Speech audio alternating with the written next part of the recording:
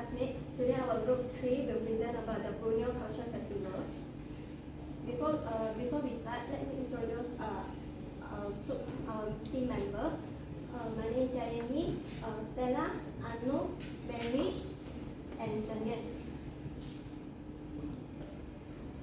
In this content, we will cover the overview, positive and negative impact, measuring, sustaining, mitigating impact.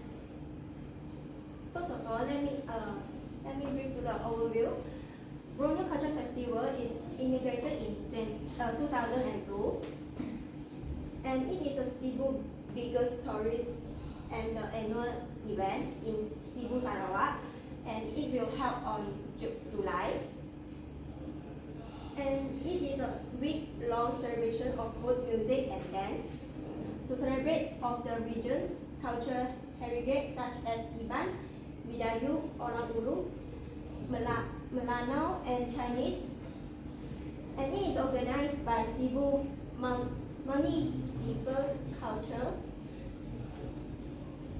And the objective is to promote the beauty in ethnic diversity within Borneo Island to the world, and is to raise awareness about the conservation of these endangered species. And the vision is understanding and embracing cross-Borneo culture. That's all my part. I will pass to the next presenter. Yes, now I will talk about the positive impacts. There are two positive impacts will be discussed below. And the first one is social impacts. According to Sarawak Tourist Board 2023, one of the social impacts will be tourist preservation and promotion. And as we all know, a cultural event is a good way to show and let people know about the local culture. They come to themselves into fashions and they see, taste, smell, hear, and touch. By doing that, it can be combined with the food, dance, music, and more to learn and understand the local culture. And the second one is promote the culture participation and recognition of tourists and community residents. Get this question: how does the new generation explore their experience? They only read on the paper, so by holding the culture festival is a good way to enhance their culture identity and culture confidence. Next. Move on, the next positive impact will be something about the economy.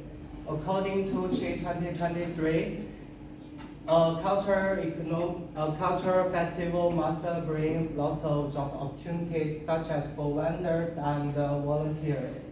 Look, this is a picture here to show how the vendors work during the festival time. And the second one is contribution growth.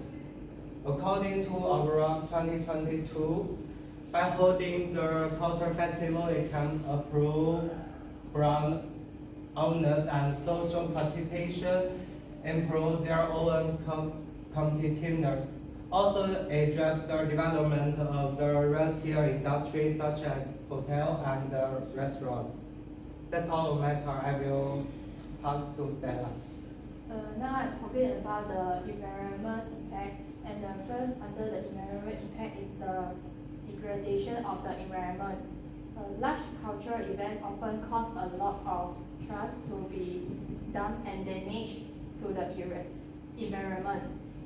During this festival celebrating, there will also be more trust and more pressure on local waste management system.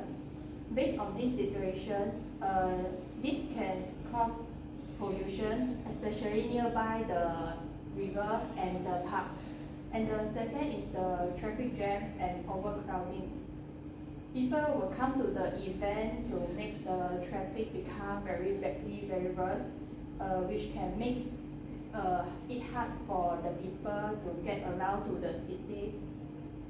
And overcrowding can make it hard for people to go about their daily lives and make them not very happy. And the next is the social impact. appropriation of culture is the first one under the social impact.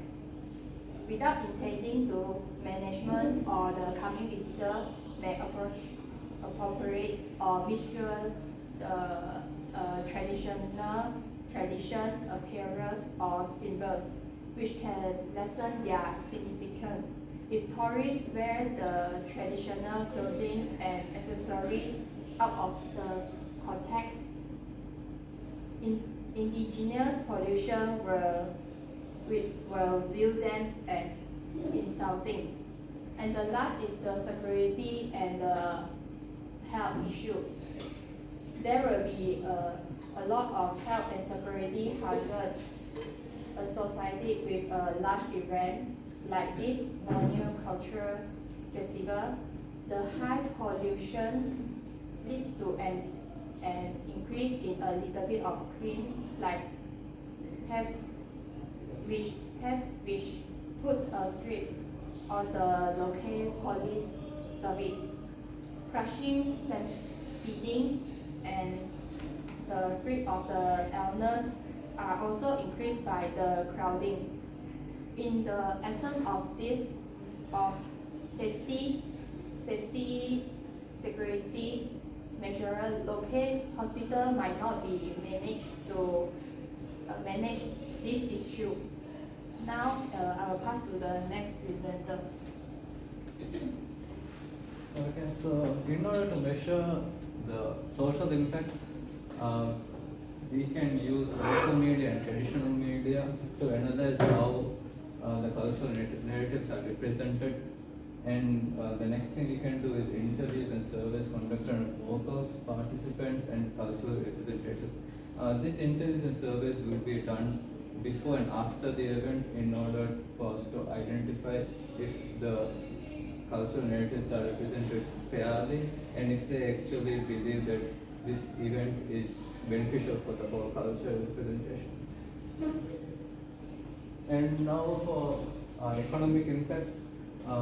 So in order to measure the economic impacts, hotel accommodation, bookings, retail, and restaurant revenue, government tourism statistics can be used to analyze the economic contribution to the local business and tourism industry. And for the environmental impacts, waste management audits to quantify all types of waste generated and measure the metrics with previous festivals. And when we measure the waste management audits, we can also use plastic waste, recyclable waste, and biodegradable waste individually, and we can measure them with previous years. That way we can see, even though we generate waste, but if the waste is more recyclable, it's a positive impact in that case. Alright, so for sustained impacts, for social impacts, we would be letting people engage with different cultures and traditions in a hands-on manner in order to increase their knowledge and enjoyment to ensure that they return in the future. So this would also be done with all people. And for economic impacts, we would be ensuring positive interactions with foreign visitors and maintaining the surge of local business activity, which can increase the local community support for the tourism development. By maintaining the surge of local business activity, by this we mean like giving subsidies to the local businesses and promoting the local businesses in a much more broader manner by the government in order to maintain their revenue flow. So the next point is the environmental impact. Basically, to enhance and start using eco-friendly festival, design that use renewable energy sources, reusable decorations, public transportations options, and collaborating with vendors to maintain low wastage and carbon emissions. Basically, to use the buses provided by them. As you can see here, the example, like 2-day free shuttle bus. So whoever who gets up at this time and try to make themselves to go on this time, whoever the tourists are and whoever who is attending this event, to encourage them to use the buses instead of using other transportation. And the next is mitigating impacts, basically how to reduce the three impacts in the negative impact slide. Okay, so the first thing is to respectfully and accurately involve the culture and community leaders in the planning process to ensure their cultural practices are portrayed in a very respectable manner and don't change it or disrespect it in any way.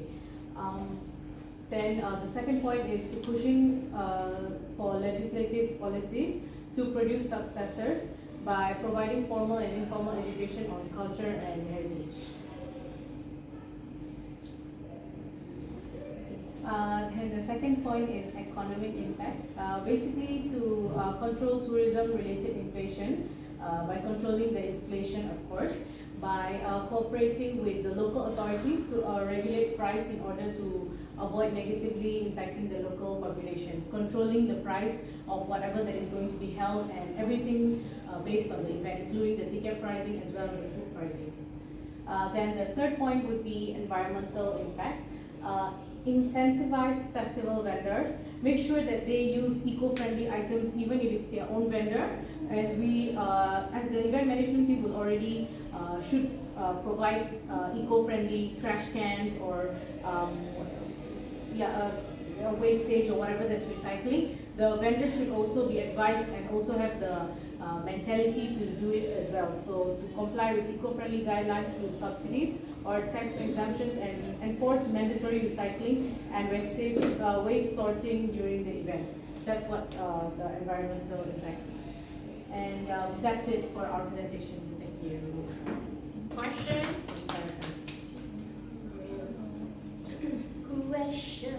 Questions.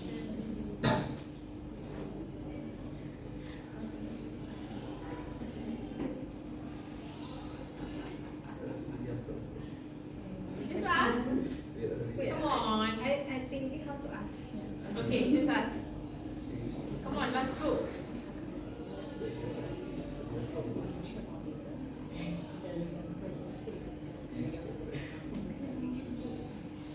Just now to see the environmental impact mitigating. Then, how should you, for this event, how should you ensure that all the vendors will follow this environmental impact? Means that you don't have a regulation or rules that we didn't mention. We will set out as we will contact, we will contact example through WhatsApp or whatever platform that we have. We will apply terms and conditions maybe, and then also advise them, maybe speak to them through through our whatever platform that we've already been contacting them. So for example, if we contact a vendor, we tell them the guidelines, the rules, and also what to provide them. And on our part, if we have the proper budget, we should also provide them the trash cans and whatever that they would need to keep the environment clean. So we have subsidies and tax exemptions for them to incentivize them to follow. Incentive if they follow To this incentivize them, they will get subsidies and tax exemptions because they follow these guidelines. So this is like a reason for them to follow the guidelines. And the enforce of mandatory recycling and waste sorting during the event. So this is mandatory for them to do. But if they follow the guidelines, they will receive subsidies and tax exemptions. They will receive. They, If they didn't follow it, if they don't follow it, they won't receive subsidies and tax exemptions. you Because don't this have is a revenue motive for them. but Their revenue will increase due to subsidies and tax exemptions. okay. Oh my god. Where's my feedback? I've written everything here. This killer campus.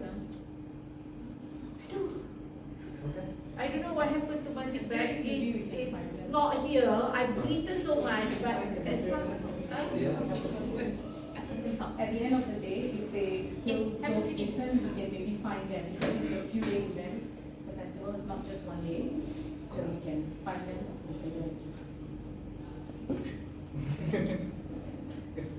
Okay guys,